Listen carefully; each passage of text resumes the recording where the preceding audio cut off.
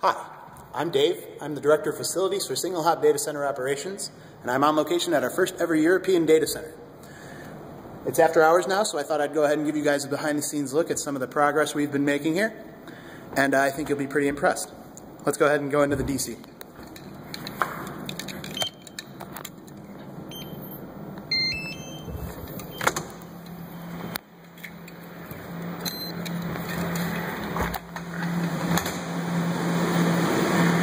Now, upon walking into our data center, one of the first things you'll notice is the shroud built above all of our cabinets here. Our initial deployment is these 25 cabinets, which our technicians are currently building out. And it's a nice airtight enclosure which will save us on our energy costs and make our cooling as efficient as it can be. So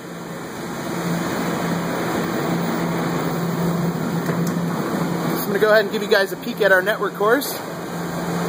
This is our first primary core. This handles all of our public connections as well as some of our private connections and some of our back-end consoles.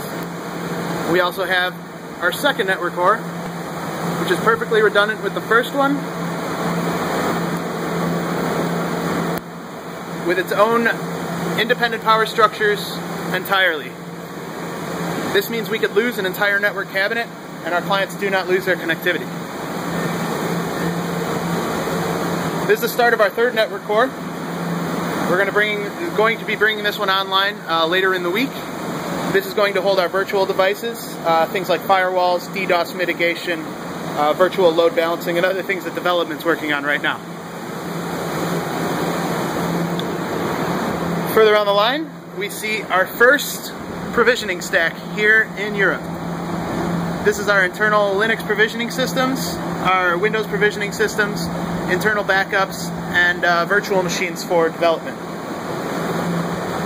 We just brought this online today, and with that comes a lot of testing and a lot of work on provisioning our next cabinet so we can install our clients. I'm going to go ahead and give you a peek at the back here.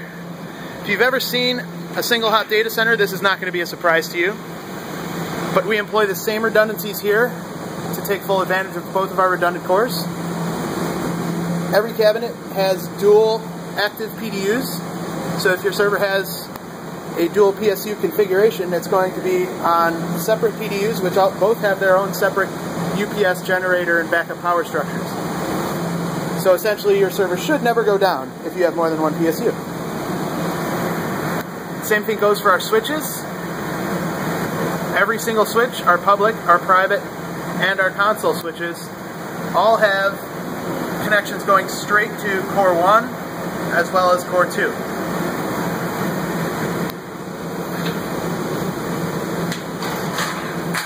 Next on the list is finishing up Core 3. Got some more internal servers to install, and from then on, this cabinet, this cabinet, this cabinet, this cabinet, this cabinet, this cabinet, this cabinet, and the rest of the room, so we can install all of our happy clients here.